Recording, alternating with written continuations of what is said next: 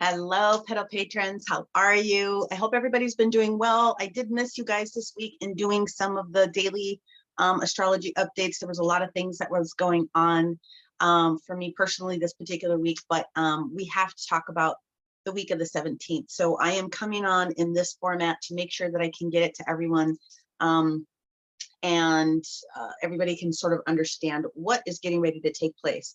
Now there's an upgrade on this phone, so I'm trying to see if this will let me broadcast it out to multiple places. Nope, that's not how it wants to work. That's for the desktop. Okay, that's cool. We have three main things that are going on, and each one of those main things alone, I could spend hours and hours and hours talking about. Okay, so we're not going to do that. We're going to try to condense it all down as much as we possibly can. And I invite you guys to ask questions, put notes in the description box or comments in any of the places that you happen to see this posted, so that if we need to dial this in a little bit differently for you, then we can. I just finished doing the astrotarology class that I posted about in June for the group that showed up. So you guys, sorry you're gonna hear about this twice, but this is big enough that the collective needs to know, and the Zoom from our class hasn't finished spooling. So just want to go ahead and jump on into it. Here we go. The week of the 17th is significant because we have, well, we have two retrogrades coming. We have a North Node shift, and we also have the new moon in Cancer. Let's start at the end of the week. Okay, we're going to talk about 7/23/23, which is the second portal day of the month.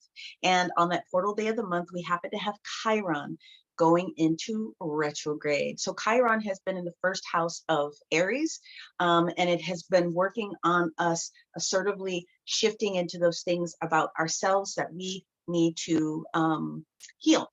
So when this asteroid goes into retrograde phase, it's still going to be in the sign of Aries, but it's going to create a lot of energy for reviewing your own personal healing.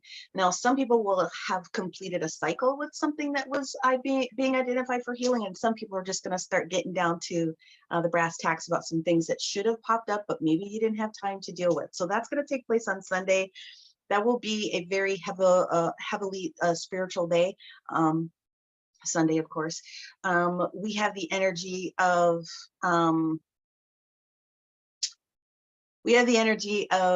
continuity that's coming in on that day. So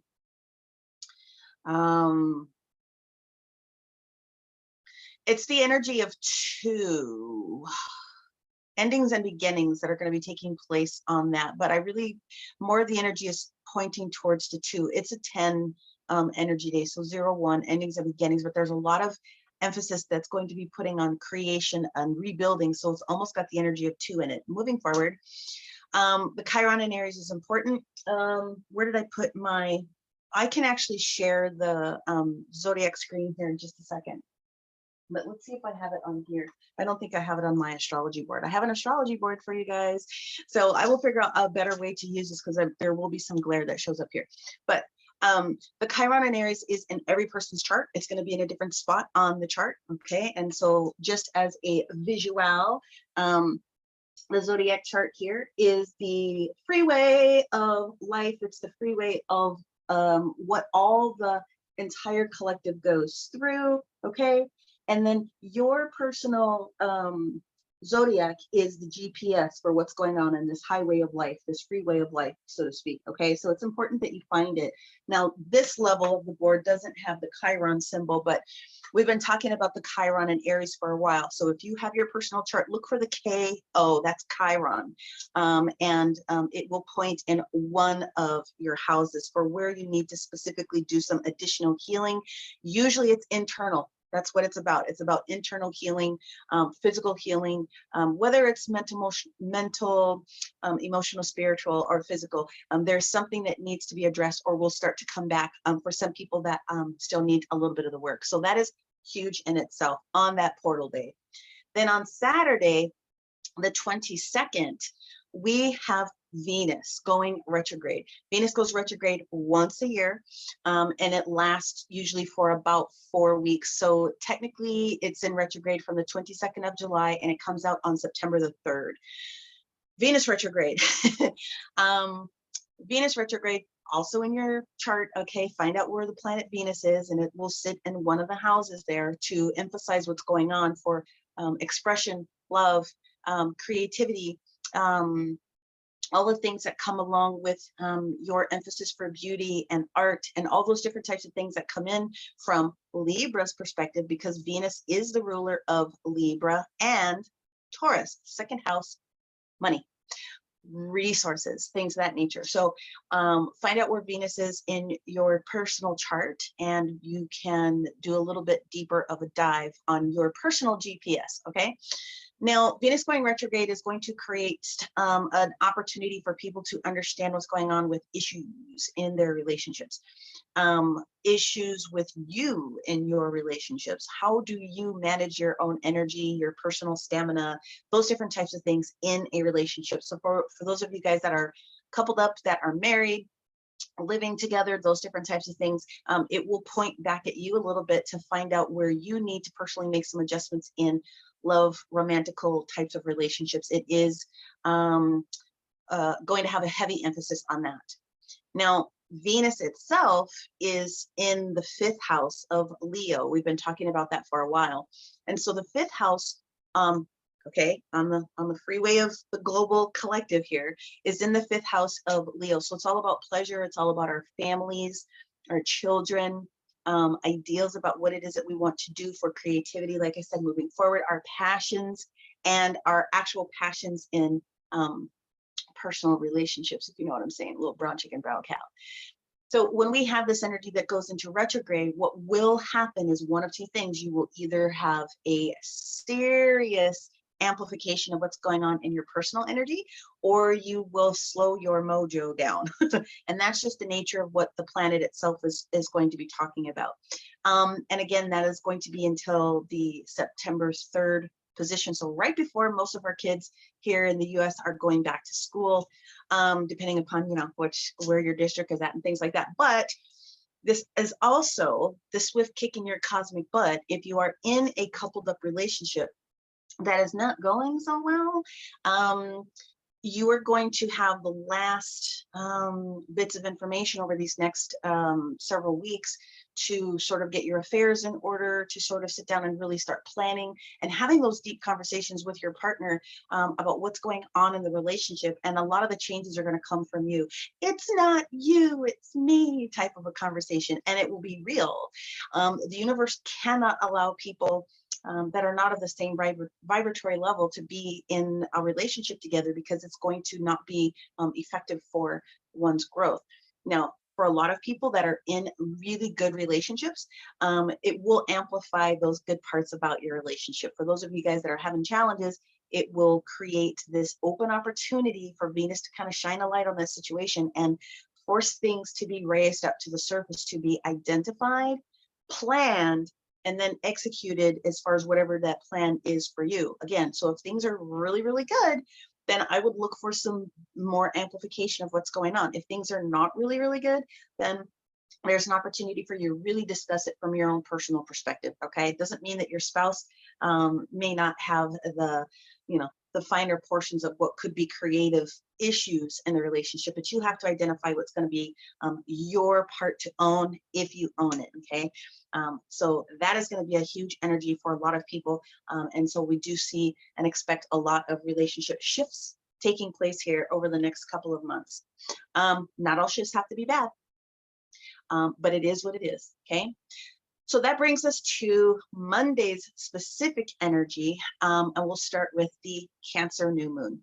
So Cancer is ruled by the moon. So it is in its natural position, and it's being highlighted by its own planet, okay, of the moon, which is usually very emotional. We're talking 4th house energies now. So we're really talking about our home, the other people that we really truly care about if they don't live in our home. It could be things that are going on within our city. It could be things that are going on with our state. So it is close proximity to what is most important to you as far as space is concerned, okay? Cancer is already emotional in energy. When it gets amplified with its moon, then it just is that on steroids. Now, fortunately for us, Monday is the last day that the moon will have been in Cancer, because it started on late Saturday for a lot of people, where it was like really, really crazy in energy. Cancer energy alone is very emotional. Of course, we still have the sun that is in Cancer for the next little bit of time, and so it's it's shifting some of those different things that we're dealing with. So you have that. It's amplifying the different portions of the emotion. Later on Monday, the moon actually switches positions into Leo. So we'll go into a natural order for the remainder of the week. Cancer, Leo, Virgo, okay? And then Libra is where we end up as far as the switching positions of the moon for this entire week. So if you know your moon sign, go ahead and start planning your emotional energy in those areas. But just put a pin in it, because the main event that's taking place on Monday is the fact that the North Node and the South Node are switching positions. Now, the North and the South Node are in their positions respectively for 18 months, okay? And for the past 18 months, the North Node has been in Taurus and the South Node has been in Scorpio. They sit right across from each other here on the big wheel. So that is opposing second house issues of resources and income, okay? And the eighth house, which is super secret or way behind the scenes energy, including other people's money. So if you look at it from the big collective of, this freeway of life that we're all dealing with, you would have seen, especially when Pluto got involved, because Pluto rules Scorpio, and we did the whole shift with Aquarius, the whole 9 yards, okay? That was the first time in 250 years that that configuration started to show up. And that's when all heckety heck broke loose here on the planet about structure and the hidden secrets behind what's been going on in governments and all these other crazy things that have been showing up. So for the past 18 months, Taurus and Scorpio have been having probably some pretty significant challenges when it comes to momentum. Maybe not able to completely get things off the ground, or just trugging along the best that you can. But what happens with the North Node changing out of that is that finally Taurus and Scorpio get this huge breath of fresh air for the next 2 years of planning. And then the focus goes into now Aries being the North Node and Libra being the South Node. Let's talk about the North and the South nodes. We're talking fate and destiny, destiny and fate. The North Node is the new hotness. It's what you signed up for here on this planet when you decided to be fabulous and be born. The South Node has energies from your past incarnations, lifetimes, and or lessons that you would have needed to let go of here in this earth walk. So the North Node is the new hotness. The South Node is old and busted. What does that mean? Well, now that the new hotness is going to be Aries, we're going to be talking about the energy of self. Now that you've figured out or were a part of all this craziness that was going on, even though your personal GPS may have some different main points, okay, you're still affected by it because you're part of the collective. Now we're focusing on the first house of self and energy. How do I feel about this? What am I going to do about this? What am I prepared to do about this? You're really drawing some lines in the sand. And it's not just you, it's going to be everyone on the planet, regardless of what your signage is. And so you think about the beautiful parts of what all of our Aries energy brings. And it's really that energy of, again, self-will. This is what I'm willing to do. And the lesson that will need to be released here for the remainder of these next 24 months in this lifetime right now is the fact that Libra's energy is all about balance. It's all about beauty. It's all about, again, those sources of creativity that we bring to ourselves. Because that rules both Taurus and Libra, we talk about Mama Venus making sure that everything look good, feel good, and smells good to you. And they give you the opportunities to grab a hold of those different energies. So now, again, in the 7th house of Libra, which is relationships, again, if Venus wasn't enough going into its retrograde phase, now we have it going retrograde the same day that it actually changes position as far as the nodes Libra. So Taurus gets a break, Libra gets put on the hook just a little bit about making sure that you are truly identifying those things that are innate within you that could be creating a challenge in relationships. So again, if you are in a committed relationship, coupled up, however it is, ring or not, you are going to find it easier if you will let yourself do it. Be truthful about how you act in relationships and how you act in relationships in relation to whoever it is that you have a connection with, not just romanticals. We're talking about your friends, we're talking about your children, we're talking about your social groups, we're talking about all those different types of things that are going to be surfacing for you. Now, Venus retrograde, like I said, is only for the next several weeks, where this north-south node shift is going to be with us for the next 18 months. So rule of thumb is don't be excessive when it comes to anything that's going on in your relationship. Let things surface, go, okay, we should probably discuss that. You're going to want to understand that this is about getting down to the bottom of unresolved issues in a relationship so that you can finally get it done, and then having the energy from Aries to make the changes that need to be shifted. So those are the huge energies that are going to be taking place. Of course, we'll waft a little bit throughout this energetic week as we go through all of those different moon position changes on their own, but just be mindful of that. So Aries, you are really going to want to pay attention to how you're feeling. Taurus, you're really going to want to pay attention to your budgets and your spending, even though you are going to get a break, and there's going to be some things astrologically that are lining up that are going to allow for more, cash falling from the sky. Don't go on a spending spree. Just don't do it. It will not serve you at this particular moment. Okay. Your Geminis are going to need to really listen.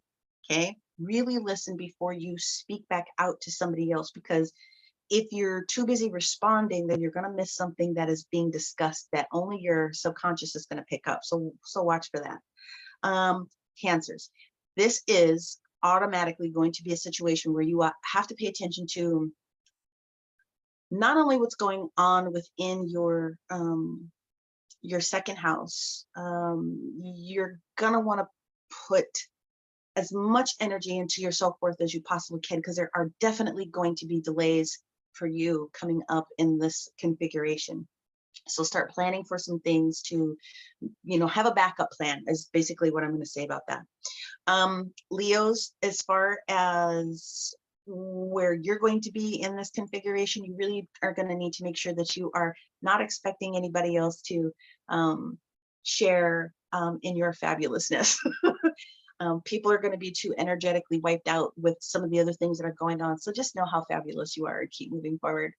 If you are a Virgo, then your focus is going to be on the 12th house energy, which is going to be super, super deep shadow energy, but which is beautiful for you as a mutable sign, because you'll be able to go into hermit mode and figure out what you need to figure out, and then come back out shine and smelling like a rose. Reprioritizing things is going to be beautiful for you. Libras, we already kind of talked about it. It's going to be the energy of you facing up to what you are bringing to the relationship. And if you're single and ready to mingle or don't want to mingle, again, it's about how you feel about yourself when it comes to relationships and how you are relating to other. Watch out for your groups as well. Scorpios, this is going to be about your 10th house career, period. So you're going to have a lot of emphasis to open up in that energy for you with the release of the node clamping down on you. Sagittarius, you're in your perfect position of the 9th house. The 9th house is who you are in the natural. So the natural and the GPS meet up here in this perspective. And so it will have a lot to do with planning, traveling, marketing, communicating with other people about expanding, expanding your light, literally. I mean, you're in the right place at the right time, Sag. Capricorns, you'll move into the 8th house energy, which means that it's going to be about the intimate details about what's going on in your career, and also what's going on within personal relationships. So like your husband, your wife, you're committed, and it will be for a lot of you guys very emotional, because Capricorns like to go. And so when you are being forced to hang out with Scorpio down here in the nethers, It softens you up in order for the true essence of what needs to be adjusted to come out. It's not negative. It just is. It's going to happen. Aquarius, you are 100% going to be affected by what happens in your one-to-one relationships, whether that's your marriage, boyfriend, girlfriend, other committed relationships, your children. And if you are not married, then it automatically goes up to your work, your business. Okay. Pisces, another mutable sign, you have a little bit of space. Pisces, you should be okay as a mutable. So what this is really going to do for you is you in the 6th house is going to put you in the energy of what's going on with your planning. So if you can appreciate that that's what's getting ready to come up for you for this entire week, okay, that's what's really going down betwixt the two, and you can jump ahead of it right now. You're really doing a good job being in the game here. Trying to think if there's anything else that I left out. I feel like I'm like crunching everything in, but I also don't want this to be like 5,000 hours long either. No, I think that's what we have. Enjoy the energy of the new moon. It is new opportunity. The switching of the nodes also creates new energy. The perfect position of the degrees of which the planets are shifting in here. We have 3 of them at 29 degrees, which reduced down to 11-11. So we've got a lot of 11-11 energy that we're going to be kind of swimming in for a little bit. So it takes a little bit of the sting to get us ramped up to get into this energy. And then we have the energy of 24 degrees that shows up twice, also with a couple of the other big planets that show up in here. So it does speak about personal growth and balance for what's going on within your emotional self to manage those financials and some other things that are 100% going to be showing up for a lot of people. So that's super quick what I could give to you guys for what's coming up for this entire week. I wanted to put it here first. If I can get the other reel to load and give you some of the other information, then I will do that. I will be back very soon to do the individual zodiacs the way that I need to be able to do them in order to get the detail out. I have like 17 videos saved on my laptop right now, but I have a feeling I'm going to be adjusting the way that those are going before they get edited and everything else gets posted. So a lot going on out there energetically, guys. Give people as much ease and grace as possible, especially you mutable signs, because you don't have a lot. You don't have a lot going on. You get like a little bit of a break here in this next little bit. So Gemini, Virgo, Pisces, and Sagittarius, those are the mutable signs. You're more flexible. You can roll with it a little bit easier than our fixed signs, Taurus, Leo, Scorpio, and Aquarius. And of course, our cardinal signs are in this mix as well, Aries, Cancer, Libra, and our Capricorns. So I would say that the fixed signs and the mutable signs are probably going to have a little bit easier of a time, but everyone, one way, shape, form, or another, is going to be adjusted, affected, and will have to own the energy. And I'm going to say this about that. At minimum, for the next several months, whether it's me or anyone else that you're paying attention to, rising sign. It's all about your rising sign. You came in and your birth sign, okay, but you aspire to rise to your rising sign, okay? So your ascendant rising sign is where truly who you are. As a reminder, your moon sign delegates how you physically, emotionally move through the change. Your sun sign is just a spit spot in the road, okay? So pay attention to your ascendant sign when it comes to any other readings or other astrology that you might be listening to. Your North Node, that's your gift. That's what you're supposed to be doing. Okay, that's where your GPS is trying to drive you. And your rising sign will help you to get there. It's the instructions for how to get to that spot. So hopefully you guys have a really good understanding of what all this fun stuff is. Make sure that you're still taking a look at the daily playlist that I have in the YouTubies here to get the daily astrology. Unless you're on TikTok, you won't see it because I'm not going to post them here on Facebook. I need the space so that we can start doing some other collaborative group stuff here without the details getting buried in there. So everyone is welcome. Thank you so much for letting me give you guys this information. Thank you for the continued bookings. Thank you for the purchases of the crystal packs. Ooh, I will talk about that. I have 6 left from the first of the tarot and astrology classes that I did that started with the amplification and the additional zhuzh energy that I gave from Reiki for the 7/7, which will, you know, peak on the 8 of the 8th. So I've got, I think, 6 left. They're $30. There is a Merkaba that's in there for sure. There's a piece of pyrite that's in there for sure. There's an opal that's in there for you. There is there's amethyst, and there's another one. I have to sit and think about what that looks like. The other thing that I did was I included a copy of a grid. So it will be amplified even more if you put all the crystals on the grid, okay? Individually on their own, they're going to pack a wallop, they're going to pack a punch, but this is all about healing the energies that we started with. Well, this whole year is about healing, but the 7/7 gateway opened up your physical space, your physical avatar, this little meat suit right here, to be able to bring in more codes. And then there's going to be more pushes and amplifications of the energies until we get to that 8/8. So this pack that I have pre-created for you guys is going to help with your physical body to help release the old stuff that you don't need and help you to bring in the new stuff. So it is a healing pack that will work on both. Well, it's all Venus based. It's physical, tangible, touchable things, looking good and feeling good and smelling good. So it's supportive of those healings. And then look out on the website. I do have 2 new classes that are available for group healings. So instead of doing a one-to-one individual Reiki healing, whether it is an hour or a half an hour, we'll gather a group of 5 or more people. You pay 1 single ticket price for yourself, and then I will go into collective creation for those individuals that show up and buy the ticket. And we'll do group healings based upon those couple of things. We find that finances are often baked into self-value, self-worth, and therefore that also works against relationships sometimes. So those are 2 of the bigger factors that we want to try to help cleanse, clear, and help activate before we get to the 8/8 in August. So hopefully you'll be able to use some of that information. I'll put some photographs down here a little bit later about the packs. They're $30. I think, if I didn't say that, that includes shipping to you, USPS priority mail. If you're in state Minnesota, you'll get it within a day.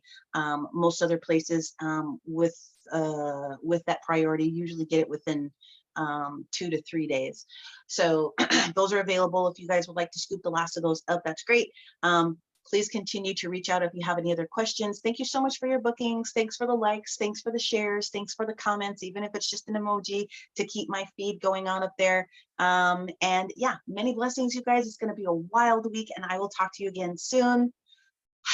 Many blessings. Bye.